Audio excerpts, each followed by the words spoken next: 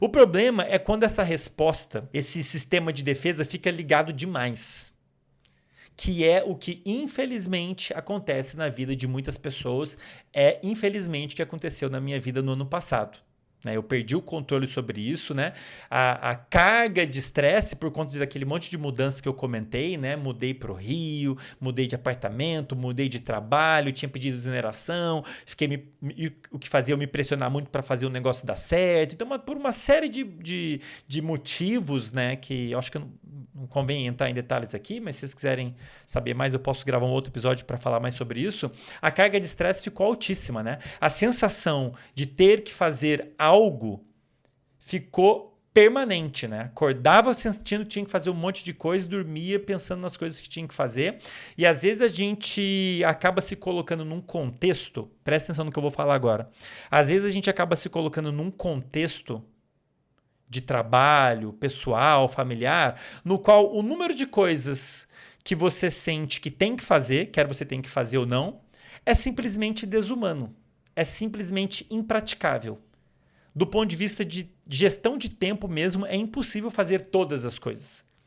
O dia de todo mundo tem 24 horas.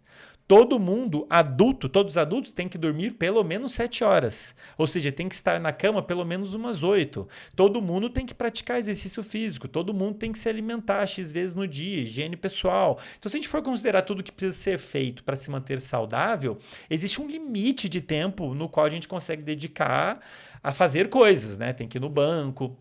E, pessoal, entendam outro ponto. Para o nosso cérebro, trabalho não é apenas aquilo que vai te dar dinheiro. Trabalho é tudo que exerce esforço.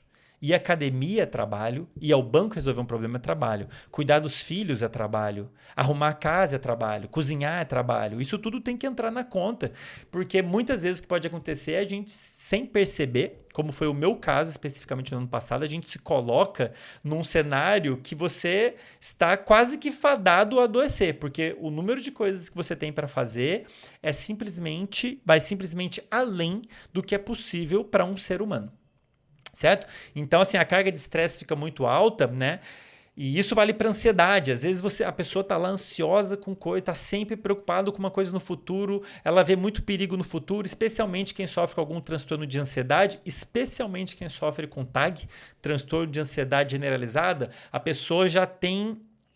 O cérebro dela já está de uma maneira no qual ela tem facilidade para detectar perigos no futuro. Então a pessoa ela liga com mais facilidade a resposta de defesa. Isso aqui, aquilo ali. O móvel que eu tenho que comprar, o não sei o que lá, não sei o que lá. Às vezes são coisas que nem são tão importantes, nem são tão perigosas, ou estão lá na frente, né? E a pessoa tem dificuldade em lidar com essa emoção, acaba ficando muito ansiosa. E o fato é que, pessoal, estresse e ansiedade crônicos, intensos demais ou crônicos, especialmente quando começa a afetar o sono, ao invés de ser uma resposta emocional boa, vai começar a ficar ruim, começa a se tornar tóxico. Aquele monte de alterações, como eu disse para vocês, quando a gente está estressado, ansioso, um monte de coisa acontece no nosso corpo e no nosso cérebro. Quem quiser saber mais detalhes, um pouquinho mais de detalhe, eu falo isso na aula que eu comentei, que eu liberei, vou ver se eu libero de novo, né, sobre depressão. Mas uma série de alterações acontece no corpo. A gente tem um aumento, por exemplo, dos níveis do hormônio cortisol, que ajuda num primeiro momento a você lidar com o fator estressante, ansiogênico, né, que está gerando ansiedade, mas no longo prazo é um hormônio que se torna tóxico. E existem inúmeras evidências científicas mostrando isso. Então, o excesso de cortisol, que também é estimulado pelo estresse e ansiedade, mas não somente pelo estresse e ansiedade, ele é bastante afetado pelo nosso ritmo, né? O ritmo do sono, vamos colocar assim. E quando ele fica em níveis muito elevados durante muito tempo, ele tende a se tornar tóxico. Né? Contribui para a toxicidade do estresse / ansiedade crônicos. Além disso, num quadro em qual você está muito estressado, muito ansioso, a gente começa também ter um processo inflamatório no corpo. Já deve ter ouvido falar disso, de inflamação. O que é isso, pessoal? Esse processo inflamatório é como se fosse o seu corpo, né, as células do corpo, especialmente células do sistema imune, do nosso sistema de defesa, elas começam a produzir substâncias como se estivessem combatendo uma infecção. Só que não é uma infecção. É uma situação de perigo, digamos assim, mas não por causa de um vírus ou uma bactéria, é por causa de uma situação.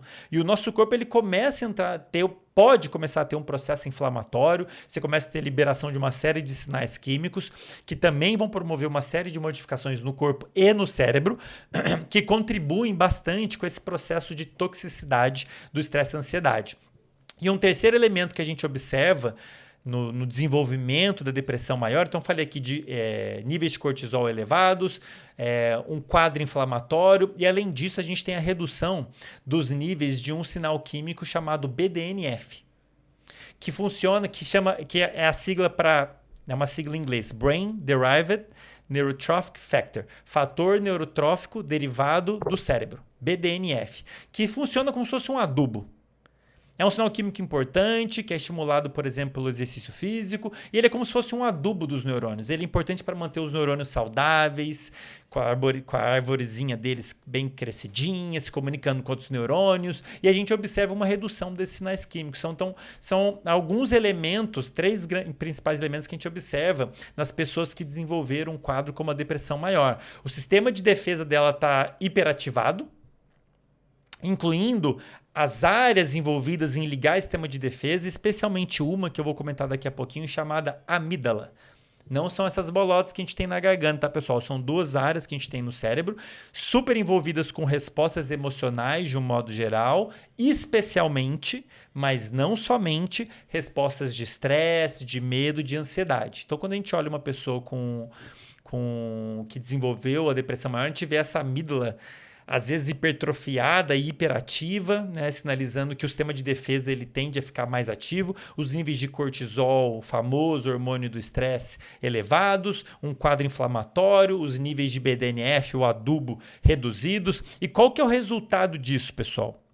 É claro que isso é um processo, né? Isso vai acontecendo aos poucos. Mas qual que é o resultado? A gente vê uma série, na hora que a gente olha o cérebro de uma pessoa que desenvolveu uma depressão maior, por exemplo, a gente vê uma série de mudanças, tanto funcionais como estruturais. Os circuitos estão arranjados de uma outra maneira, estão funcionando de uma outra maneira, o que faz com que a pessoa tenda a ficar nessa situação, como eu comentei anteriormente. Então, uma das coisas que a gente vê, uma das principais alterações que a gente observa, que podem ser causadas pelo estresse e ansiedade crônicos, são mudanças estruturais nessa região que a gente tem atrás da testa, que a gente chama de córtex pré-frontal.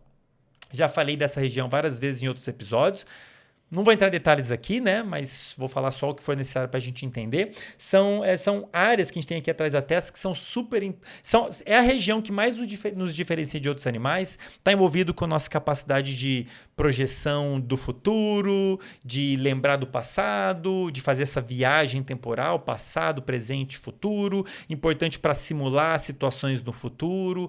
Como é que eu vou ficar, como é que eu vou me sentir, como é que o fulano vai se sentir. É importante para fazer cálculos sociais, interação social, importante para planejamento, para controle do foco. Então, realmente é uma região muito importante e é uma das regiões mais afetadas durante esse processo de adoecimento que leva a pessoa a desenvolver depressão. O resultado disso é que as pessoas que acabam desenvolvendo um quadro como esse de depressão, elas têm uma menor capacidade de autocontrole, tanto emocional como cognitivo. O que seria o cognitivo?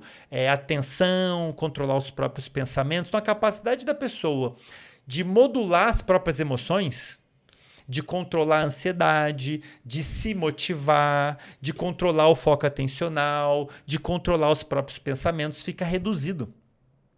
Em boa parte por conta de mudanças funcionais e até mesmo estruturais nessa grande região que a gente tem atrás da testa. Como eu disse para vocês, o estresse e a ansiedade crônicos, eles se tornam tóxicos, né? Cortisol demais, inflamação, tem pouco do adubo, BDNF, os neurônios começam a sofrer com isso, começam a atrofiar, eventualmente você pode ter até perda de neurônio. O volume do córtex pré-frontal, dessa grande região atrás da testa, ele pode diminuir em pessoas que acabam desenvolvendo um quadro como a depressão maior, entre outros quadros, né? E como eu disse para vocês, uma característica muito importante nesse quadro é uma baixa capacidade de autorregulação. E isso pode explicar por que a pessoa fica ruminando, fica lembrando coisas ruins, fica lembrando, fica tendo um ciclo de pensamentos negativos, né? Fica ruminando coisas do passado, coisas ruins, e fica na cabeça que ela não é capaz, que ela não consegue, perde confiança, tem pouca capacidade de se motivar, e ela fica com o humor deprimido, não consegue mudar cenário. Lembra que eu falei da situação de cair num buraco, né? A pessoa cai num buraco e a capacidade dela de sair do buraco, de mudar esse estado mental, está reduzido. Porque essa grande região que a gente tem atrás da testa, importante justamente para fazer isso, para fazer a gente mudar a forma de enxergar as coisas e se motivar e controlar a ansiedade, ela está disfuncional, eventualmente até atrofiada. Então, esse é um tipo de alteração que a gente observa nas pessoas que acabam desenvolvendo. Eu não fiz essa avaliação, não posso dizer que aconteceu comigo, tá? Então, por isso que eu disse para vocês, estou misturando um pouco o que aconteceu comigo e estou trazendo para vocês a literatura científica, o que ela mostra do que acontece. Estou especulando que pode ter acontecido comigo em algum grau, né? Uma outra mudança que a gente observa no cérebro das pessoas com depressão é que o hipocampo, uma área chamada hipocampo, fica atrofiada. Hipocampo é uma região tradicionalmente relacionada à formação, à memória. Você formar novas memórias, você encontrar memórias, você aprender coisas novas, memórias, especialmente memórias do tipo de livro-texto. O conteúdo desse podcast, por exemplo, esse tipo de memória, que a gente chama de memória explícita, né? Que você consegue evocar, consegue lembrar, consegue falar, consegue descrever, né? Então, o hipocampo, que é uma região envolvida com essa memória, está atrofiado, mas é uma área que não está envolvida apenas com memória. Ela está envolvida também, de alguma certa maneira, com regulação emocional. O que contribui, ou seja, uma área envolvida com regulação, com controle emocional está atrofiada, o que contribui para uma menor capacidade da pessoa de se controlar emocionalmente. Uma outra característica que a gente observa muito marcante, uma das mais marcantes que a gente observa em pessoas com depressão, a amígdala da pessoa, aquela área envolvida com a resposta de defesa, aquela área envolvida com estresse, ansiedade, em ligar os mecanismos de defesa no corpo quando a gente está estressado, ansioso ou com medo de alguma coisa, ela tende a estar hiperativa. Ela está mais ativa. Se eu faço um experimento com pessoas com depressão, eu vejo que é mais fácil a amígdala dela se ativar, tende a ser mais fácil. Às vezes a amígdala está até atrofiada. Não, desculpa, está hipertrofiada, está aumentada, está maior, né? E por que isso está acontecendo? Em parte, possivelmente porque as áreas envolvidas em moderar a amígdala, em moderar a resposta de defesa quando a gente está estressado, ansioso, elas, como eu disse para vocês, elas estão disfuncionais ou até mesmo atrofiadas.